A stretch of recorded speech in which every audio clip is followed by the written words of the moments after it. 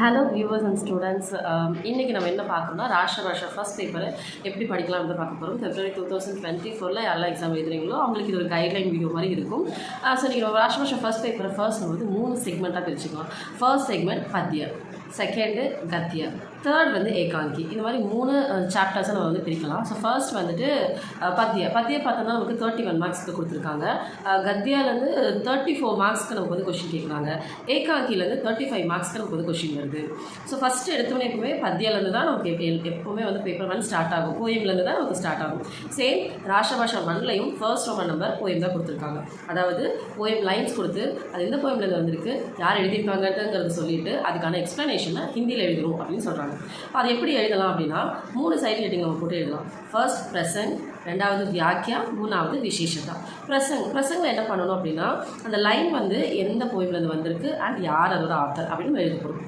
அப்போது இப்போ எக்ஸாம்பிளுக்கு சுபகாம்னாலேருந்து ஒரு லைன் கொடுத்துருக்காங்க அப்படின்னு சொன்னால் அது எப்படி எழுதலாம்? இஸ் பத்ய இந்த லைன்ஸ் இஸ் பத்ய சுபகாம்னாயே, அந்த டேஷ் அங்கே வச்சுக்கோங்க. ஏன்னா அந்த சுபகாம்னாயங்கிற இடத்துல எந்த போயமை வேணாலும் நீங்கள் ஃபில்அப் பண்ணிக்கலாம். சுக்கு துக்குலேருந்து கேட்டிருந்தாங்கன்னா சுக் துக் அப்படின்னு சொல்லி ஃபில்அப் பண்ணிக்கலாம். வேறு ஏதாவது பிக்ஷுக்குலேருந்து கேட்டிருக்காங்கன்னா பிக்ஷுக்குன்னு ஃபில்அப் பண்ணிக்கோங்க. ஸோ லைன்ஸ் இதே தான், அதை மாற்றணுன்ற அவசியம் கிடையாது. இஸ் பத்ய சுபகாமனாயே நாமக்கு கவிதாசே லியாகயாக அப்படின்னு எழுதுகிறோம். இதோட ஆத்தர் யார்? சுபகாமனாயோட ஆத்தர் யார்? மைத்ரீஷன் குப்தா. அப்போது அடுத்த லைன் இஸ் கவிகானா மைத்ரீஷன் குப்தா. அந்த மைத்ரீஷன் குப்தாவும் ஒரு அண்டர்லைன் பண்ணி வச்சுக்கோங்க. பிகாஸ் போயம் நேம் வரும்போது ஆத்தர் நேமும் நீங்கள் மாற்றிக்கலாம். ஸோ அதனால் இப்படி நம்ம பிரித்து ப்ளஸ் இது 2 லைன் எழுதுனா ஓகேங்களா. அடுத்தது வியாக்கியாவில் என்ன பண்ணணும் அப்படின்னு சொன்னால் அந்த 2 லைன்ஸுக்கான எக்ஸ்ப்ளனேஷன் நம்ம ஹிந்தியில் தரவு பண்ணி வச்சுக்கோங்க. அடுத்தது விசேஷதா. கண்டிப்பாக ஒரு போயமுக்கு ஒரு ஸ்பெஷாலிட்டி கண்டிப்பாக இருக்கும். அந்த ஸ்பெஷாலிட்டி என்னங்கிறத ஒரு சிம்பிளாக ஒரே லைனில் எழுதுகிற மாதிரி ப்ராக்டிஸ் பண்ணிக்கோங்க. ஓகே, இப்படி தான் இந்த ERC அனடேஷன்ஸ் நம்ம வந்து எழுதணும். பத்தியக்கு போயமுக்கு இப்படி தான் அனடேஷன் எழுதணும். ஸோ இப்போ போயமில் நமக்கு என்ன பண்ணியிருக்காங்கன்னா 5 போயம் ஆப்ஷன் கொடுத்துருக்காங்க. அதில் நம்ம எவ்வளோ எழுத போகிறோம்னா 2 தான் எழுத போகிறோம். இதுக்கு டோட்டல் மார்க்ஸ் 8 மார்க்ஸ். அப்போ ஒரு ERCக்கு நமக்கு 4 மார்க் கொடுத்துருக்காங்க. ஸோ 4 மார்க் அப்படிங்கிறது பிரசங்குக்கு, வியாக்கியாக்கு, விசேஷத்தாக்கு 3க்கும் சேர்த்து தான் நமக்கு 4 மார்க்ஸ் கிடைக்குது. ஸோ கொஞ்சம் கான்சன்ட்ரேட் பண்ணி நம்ம படித்தோம் அப்படின்னா ஈஸியாக இதில் ERCயில் நம்ம ஸ்கோர் பண்ணிடலாம். அடுத்தது செகண்ட் ரோமன் நம்பர் என்ன அப்படின்னு பார்க்கலாம். செகண்ட் ரோமன் நம்பர் வந்து கவிதாக்கா சாராம்ஷ லிக்கியே. ஸோ போயம்லேருந்து எஸ்ஏ கேட்குறாங்க. அனடேஷனுக்கு படித்தோம் இல்லையா, சேம் அதே மாதிரி தான் போயம்லேருந்து எஸ்ஏ வந்துட்டு 4 கொடுத்து ஒரு எஸ்ஏ எழுத சொல்கிறாங்க. ஸோ 4 ஆப்ஷன் கொடுக்குறாங்க. 1 தான் நம்ம அட்டன் பண்ண போகிறோம். அது 1க்கு 10 மார்க்ஸ். ஸோ நம்ம ரிப்பீட்டட் உங்கள் மாடல் கொஸ்டின் பேப்பர் அது ரிப்பீட்டட் பார்த்தாவே நமக்கு ஓரளவுக்கு கெஸ் பண்ணி கண்டிப்பாக நம்ம வந்து நம்ம 4ல் 1 கண்டிப்பாக நமக்கு தெரிகிற மாதிரி ஒரு எஸ்ஏ வந்துடும். அந்த எஸ்ஏ எழுதும்போது ஆஸ் யூஷுவல் நீங்கள் வந்து பிரசங்கு போடுற மாதிரி எழுதி போடுங்க. பிரசங்குன்னு போட்டு இந்த போயமை எழுதினவர் மைத்ரீஷன் குப்தா. இப்போ சுபகாம்னாயே எடுத்துக்கிட்டோம் அப்படின்னு சொன்னால் இஸ் கவிதா கா கவி மைத்ரீஷன் குப்தா அப்படின்னு சொல்லி மென்ஷன் பண்ணிவிட்டு அதில் இந்த சுபகாம்னாயில் அவர் என்ன சொல்ல வராருங்கிற அந்த ஸ்பெஷாலிட்டியை சொல்லுங்கள். அதுக்கப்புறம் கவி பரீட்சை ஒரு 2 லைன் எழுதுங்க. அவங்களுடைய ஜென்மம் எழுதுங்க, மரணம் எழுதுங்க, அவங்களுடைய கிரியேஷன் இதை மட்டும் கவி பரீட்சையில் எழுதுங்க. எழுதிட்டு எஸ்ஏ அவங்க ஃபுல் எஸ்ஏ கொடுத்துருக்காங்களே அந்த ஃபுல் எஸ்ஏவே கொஞ்சம் படிச்சுட்டு என்னென்ன கான்செப்ட் இருக்குன்னு புரிஞ்சு பாயிண்ட் எடுத்துகிட்டு நீங்கள் அப்படியே எஸ்ஏ மாதிரி எழுதிடுங்க. அதுக்கப்புறம் விசேஷத்தா இந்த போயமோட ஸ்பெஷாலிட்டி என்னன்னு சொல்லி விசேஷத்தால் கன்க்ளூட் பண்ணிடுங்க. இந்த மாதிரி போயம் எஸ்ஏவை நம்ம எழுதணும்னா கண்டிப்பாக 10க்கு நல்ல மார்க்ஸே நம்ம ஸ்கோர் பண்ணலாம். ஸோ ஆப்ஷனும் நிறையா இருக்குது. 4 கொடுத்து 1 தான் எழுத சொல்கிறாங்க. ஸோ நிறையா சாய்ஸஸ் நமக்கு கண்டிப்பாக கிடைக்கும். அதனால் ஈஸியாக இருக்கக்கூடிய எஸ்ஸையை நீங்கள் தரவு பண்ணிக்கலாம். அடுத்தது ரோமன் நம்பர் 3. ரோமன் நம்பர் 3ல் என்ன கேட்பாங்க அப்படின்னு சொன்னோன்னா மெமரி போயம் என்ன பண்ணுறாங்க, 4 கொடுத்து 2 ஆப்ஷன் எழுத சொல்கிறாங்க.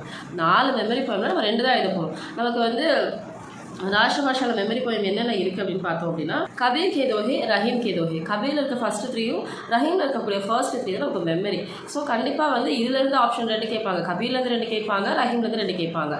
ஸோ அப்போ என்ன பண்ணலாம், ஏதோ ஒரு ஆத்தரோடது கபீரோடதோ ரஹீமோடதோ அந்த 3 கண்டஸ்டாவை நல்லா தரவாக படிச்சுருங்க. கண்டிப்பாக அதுலேருந்து நமக்கு 2 கிடைக்கும். 2 ஆப்ஷன் நம்ம கண்டிப்பாக தரவாக எழுதிடலாம். இதில் வந்து ஸ்டார்டிங் எண்டிங் 2 கொடுத்துருக்காங்க. ஸோ அதனால் நம்ம என்ன பண்ணோம், மிடில் இருக்கக்கூடிய வேர்ட்ஸோட ஸ்பெல்லிங்ஸ் எல்லாமே நல்லா தரவு பண்ணிக்கோங்க. ஏன்னா ஸ்டார்டிங்கோட ஸ்பெல்லிங்கும் நமக்கு கொஸ்டின் பேப்பரில் கிடச்சிடும், லாஸ்ட் வேர்டோட ஸ்பெல்லிங்கும் நமக்கு கொஸ்டின் பேப்பரில் கிடச்சிடும். இன்பிட்வீனில் இருக்கக்கூடிய ஸ்பெல்லிங்ஸு, அந்த வேர்ட்ஸு, எங்கே கமா போட்டிருக்காங்க அப்படிங்கிறது எல்லாத்தையும் நல்லா தரவாக பார்த்துக்கோங்க. ஸோ இது 4 மார்க்ஸு கேட்குறாங்க. 2 தோகை எழுதணும், 4 மார்க்ஸ். ஒரு தோகைக்கு 2 மார்க் நமக்கு இருக்குது.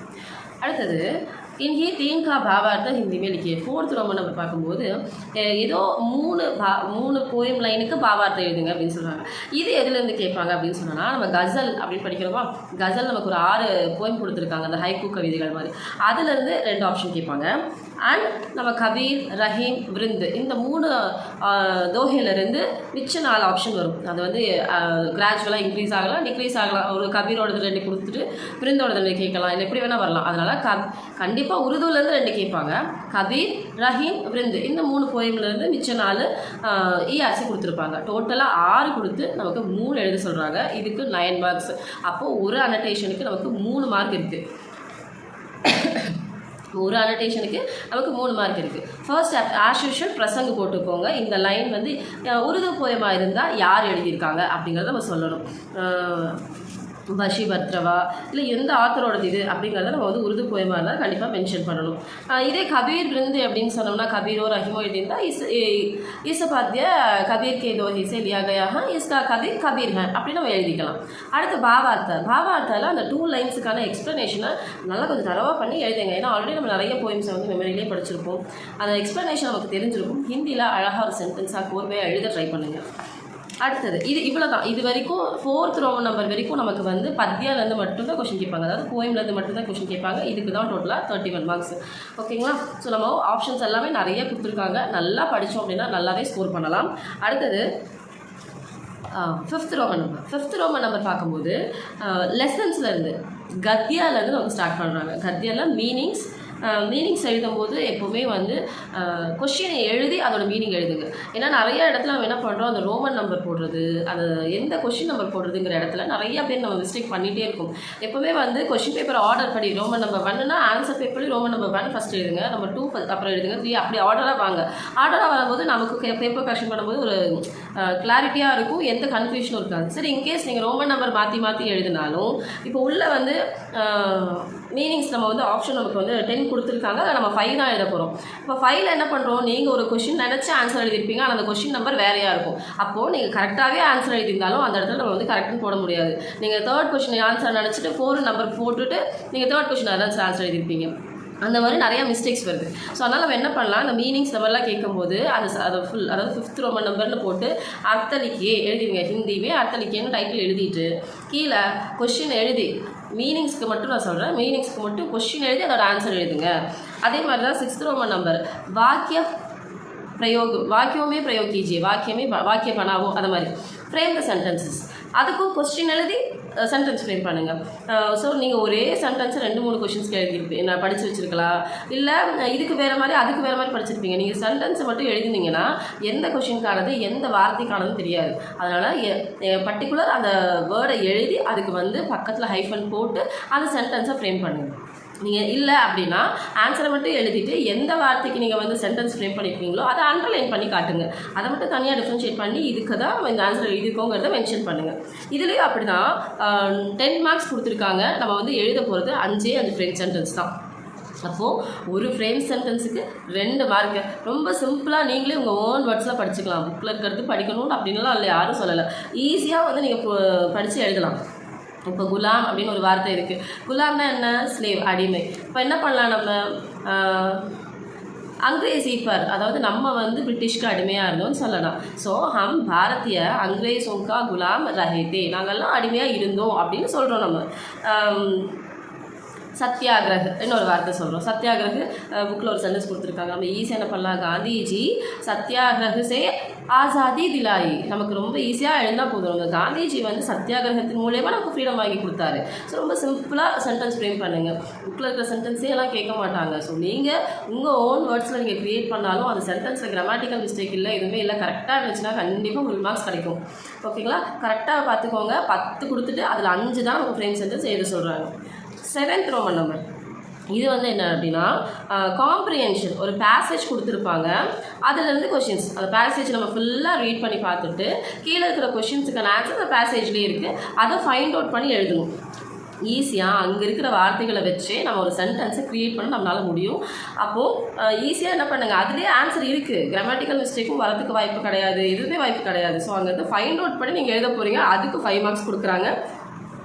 ஸோ கொஷினும் கொடுத்து ஆன்சரையும் அதிலே கொடுத்து ஈஸியாக 5 மார்க்ஸ் ஈஸியாக ஸ்கோர் பண்ண முடியுது. ஸோ அதனால் என்ன பண்ணுங்கள், எவ்வளோ கொஷின் கேட்குறாங்களோ அத்தனை கொஷினுக்கும் கரெக்டாக ஆன்சர் பண்ணுங்கள். ஸோ நீங்கள் கொஞ்சம் யோசித்து அது மீனிங் புரிஞ்சு படிச்சிங்கனாவே அதுக்கான ஆன்சர் உங்களுக்கு தெளிவாக கிடச்சிடும். ஓகேங்களா.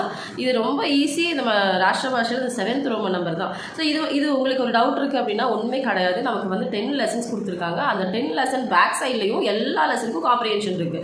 அந்த எல்லா காம்ப்ரிஹென்ஷன்ஸையும் ஒரு தடவை ரீட் பண்ணி அர்த்தம் புரிஞ்சுக்கிட்டிங்கன்னா போதும், ஈஸியாக நம்ம இந்த காம்ப்ரிஹென்ஷன்ஸை அட்டன் பண்ணிடலாம். ஸோ இதை ஆப்ஷன்லாம் கொடுக்கல, ஒரே ஒரு கொஸ்டின், அதாவது ஒரே ஒரு பேசேஜ் கொடுத்து அதுக்கு கீழே 3 கொஸ்டின் கொடுத்துருப்பாங்க. அந்த 3க்கும் ஆன்சர் நம்ம எழுதுறோம். இதுக்கு 5 marks.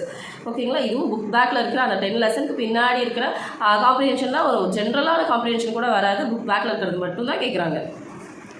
Roman number 8 Roman number 8 பார்த்தோம் அப்படின்னு சொன்னா किन्हीं दो प्रश्नों के उत्तर एक या दो वाक्यों में लिखिए. ஏதாவது 2 क्वेश्चनக்கான ஆன்சர் 1 or 2 வேர்ட்ஸ்ல எழுதுங்க தான் சொல்றாங்க. இப்போ ஆப்ஷன் எவ்வளவு இருக்கு நமக்குனா 6ல 2 क्वेश्चन தான் அட்டெண்ட் பண்ண போறோம். எவ்வளோ 6 क्वेश्चनல 2 क्वेश्चन தான் அட்டெண்ட் பண்ண போறோம். ஆன்சரும் 1 or 2 வேர்ட்ஸ் தான் இருக்கணும்.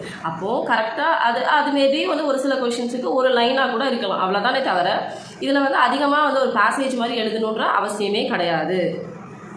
ஸோ அதனால் ரொம்ப சிம்பிளாக ஈஸியாக இருக்கிற கொஷின்ஸ் எல்லாம் நல்லா தரவு பண்ணி வச்சுக்கோங்க. ஒரு வார்த்தை 2 வார்த்தை மாற மாதிரி தான் இருக்கும். அது ரொம்ப ஈஸியாக தான் இருக்கும்.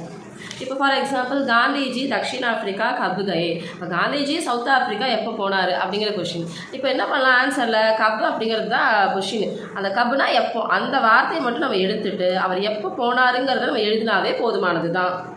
ஸோ அவர் எப்போ போனார் காந்திஜி 1893 போயிருக்காரு. ஸோ காந்திஜி தக்ஷிண ஆஃப்ரிக்கா கப் கயே. காந்திஜி தக்ஷிண ஆஃப்ரிக்கா அந்த கப்புங்கிற வார்த்தையை எடுத்துகிட்டு 1893 கயே அப்படின்னு எழுதினா ஆன்சர் முடிஞ்சு. இதுக்கு நமக்கு 2 மார்க்ஸ் கிடைக்க போகுது. ஆப்ஷனும் நிறையாவே இருக்குது. 6 கேள்வியில் 2 தான் நம்ம எழுத போகிறோம். நெக்ஸ்ட் ரோமன் நம்பர் किसी एक पार्ट का सारांश लिखिए. ஸோ இந்த 10 லெசன்ஸ்லேருந்து ஏதோ ஒரு லெசனோடைய நமக்கு எஸ்ஸே எழுதணும் அப்படின்னு சொல்கிறாங்க. இதில் 3 ஆப்ஷன் கொடுத்துருக்காங்க. ஒரு ஆப்ஷன் ஒன்றே சாய்ஸ் பண்ணி எடுத்து நமக்கு அதுக்கு எஸ்ஸே எழுத போகிறோம். இதுலேயும் அப்படி தான் நம்ம ஒரு எஸ்ஸே எழுதும்போது ஃபஸ்ட்டு ப்ரெசென்ட் போடுங்க, அந்த லெசன் பற்றி கொஞ்சம் இன்ட்ரோ கொடுங்க, அப்புறம் அந்த ஃபுல் லெசன் எழுதிட்டு அந்தன் போட்டு கன்க்ளூட் பண்ணுங்கள். இப்படி எழுதணும் அப்படின்னு சொன்னால் கண்டிப்பாக எஸ்ஸே நீட்டாக இருக்கும் பார்க்குறதுக்கு. பார்க்குறவங்களுக்கும் ஓகே நீங்கள் படிச்சிருக்கீங்க அப்படிங்கிறது அவங்களுக்கு தெரியும். ஸோ ஒரு பூமிகா போட்டு எழுதலாம், இல்லை பிரசங்கன்னு போட்டு இன்ட்ரோ கொடுக்கலாம், அப்புறம் சாராம்ஷான்னு போட்டுட்டு அதுக்கு கீழே அந்த லெசனோட ஃபுல் எஸ்ஸேவும் கொடுங்க, ஃபுல் எஸ்ஸேயோட ஸ்டோரியும் சொல்லுங்க, அப்புறம் அந்தத்து போடுங்க. இந்த மாதிரி போட்டு எழுதும்போது எஸ்ஸேவை வந்து ஃபுல்லாக வந்து சாப்டர் வைஸ் நீங்கள் தரவு பண்ணியிருக்கீங்க, உங்களுக்கு படிச்சிருக்கீங்கிறது தெரியும். நிறையா வந்து கம்ப்ளீட் கைட் கிடைக்குது, இல்லை Q&A கிடைக்குது. நீங்கள் அதை பார்த்து நீங்கள் படிச்சுக்கிட்டீங்கன்னாவே போதும் தான்.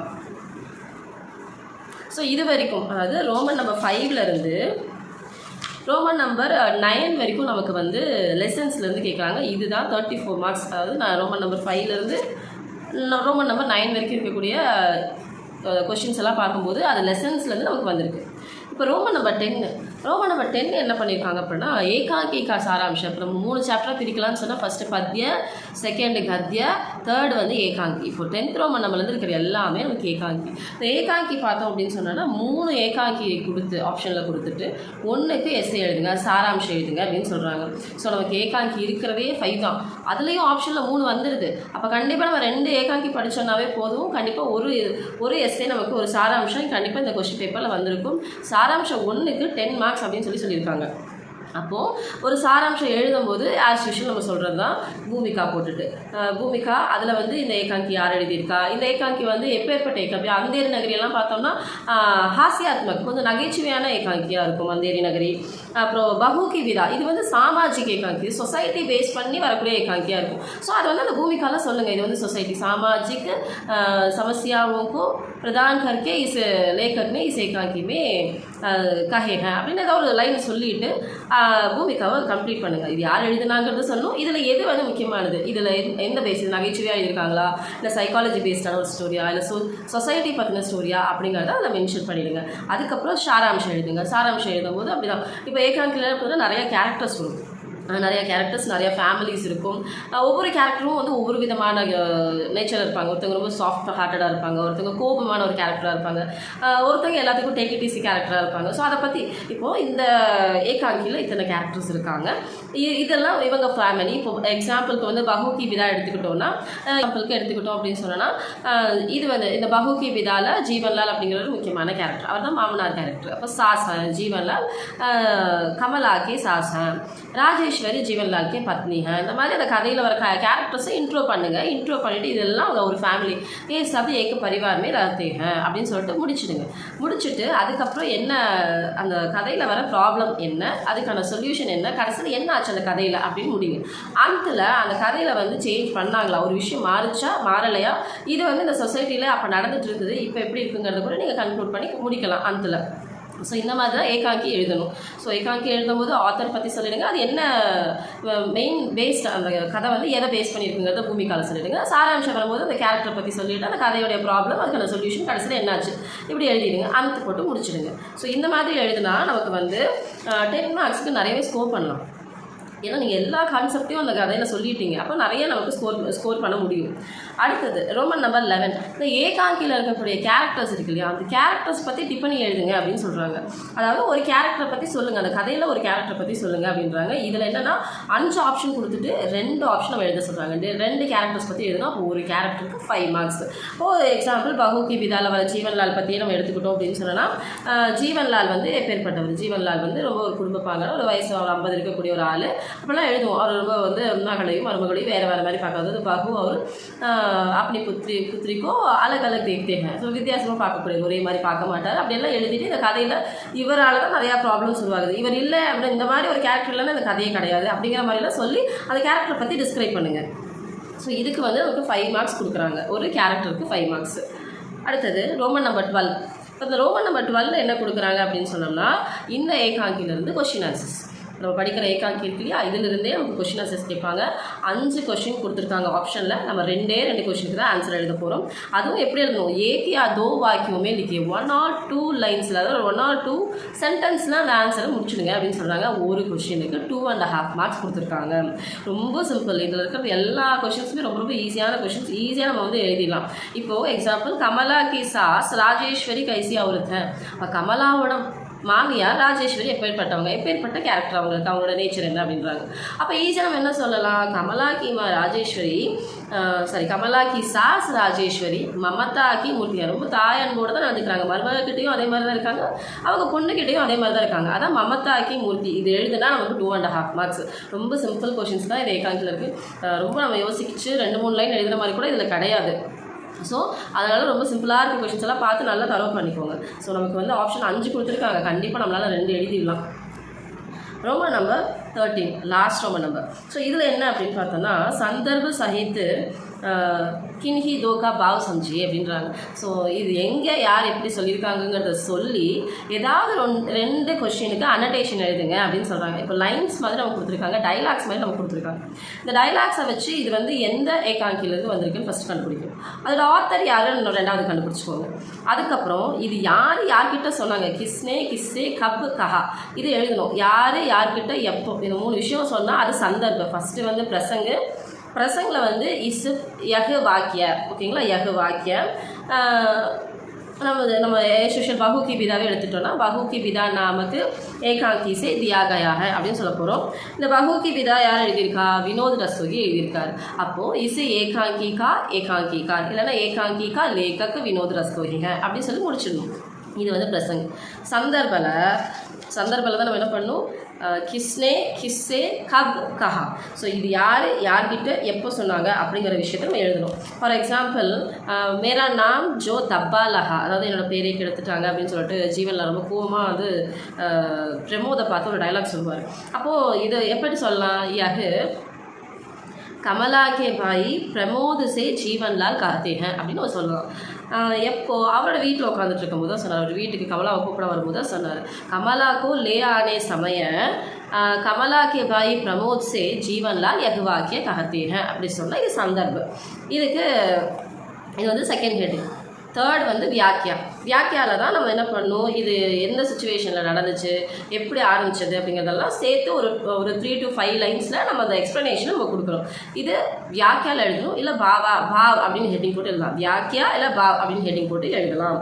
இதுக்கு டோட்டலாக 5 மார்க்ஸ் கொடுக்குறாங்க. ஸோ இதில் நம்ம 2 ERC நம்ம அட்டன் பண்ணியிருக்கணும்.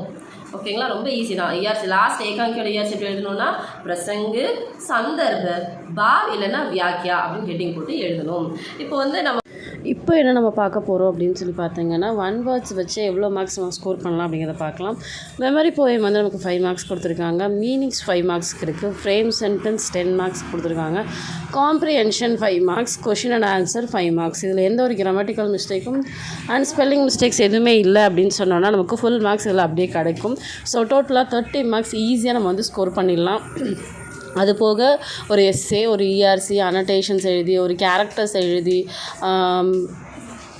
நமக்கு நிறையாவே ஸ்கோர் பண்ணலாம். ஸோ டோட்டலாக வந்து பார்த்தோன்னா ஒரு 60 to 70% மார்க்ஸ் வந்து ஈஸியாக நம்ம ஸ்கோர் பண்ண முடியும் இந்த ராஷ்டிரபாஷா ஃபர்ஸ்ட் பேப்பரில். அதுக்கு மேலே நம்ம ஸ்கோர் பண்ணணும்னு நினச்சிங்கன்னா நீங்கள் கொஞ்சம் எஃபர்ட்லாம் போட்டு எஸ்எஸ்லாம் எழுதும்போது நிறைய பாயிண்ட்ஸு, ஹிண்ட்ஸு எல்லாம் எடுத்து வச்சு எழுதுங்க. அப்போ உங்களுக்கு ஈஸியாக வந்து மார்க் கிடைக்கும். ஸோ இதுதான் ராஷ்டிரபாஷாவுக்கு ஆனால் டிப்ஸ் அண்ட் ட்ரிக்ஸ் இந்த மாதிரி நீங்கள் படிக்கும்போது ஈஸியாக ஸ்கோர் பண்ணிட முடியும். ஸோ தேங்க்ஸ் ஃபார் வாட்சிங் யூகே டைம்ஸ் சேனல். இந்த வீடியோ எல்லாருக்குமே ரொம்ப யூஸ்ஃபுல்லாக இருக்கும்னு நினைக்கிறேன். யூஸ்ஃபுல்லாக இருந்தாங்கன்னா மறக்காமல் ஒரு தம்ஸ் கொடுங்க, லைக் பண்ணுங்கள். ராஷ்டிரபாஷா படிக்கிற உங்களோட ஃப்ரெண்ட்ஸுக்கும் எல்லாருக்குமே இந்த வீடியோஸை ஷேர் பண்ணுங்கள். தேங்க்யூ. இதே மாதிரி ராஷ்டிரபாஷா செகண்ட் பேப்பரில் எப்படி நம்ம எழுதணும், எந்த மாதிரி படிக்கலாம் அப்படிங்கிற ஒரு பிளானிங்கோட ப்ரிப்ரேஷனோட நான் வந்து உங்களை வந்து மீட் பண்ணுறேன். இன்னும் லைக் பண்ணாதவங்க, சப்ஸ்கிரைப் பண்ணாதவங்க மறக்காமல் நம்மளோட சேனலை சப்ஸ்கிரைப் பண்ணி வச்சுக்கோங்க. இதில் உங்களோட வியூஸ், உங்களுக்கு ஒரு டவுட்ஸ் ஏதாவது இருந்துச்சு, எனக்கு இது கிளாரிட்டியாக புரியல அப்படின்னு நீங்கள் ஏதாவது நினச்சிங்கன்னா அதை கமெண்ட் பாக்ஸில் சொல்லுங்கள். அதுக்கான கிளாரிஃபிகேஷனும் நான் உங்களுக்கு கொடுக்குறேன். பாய், see you.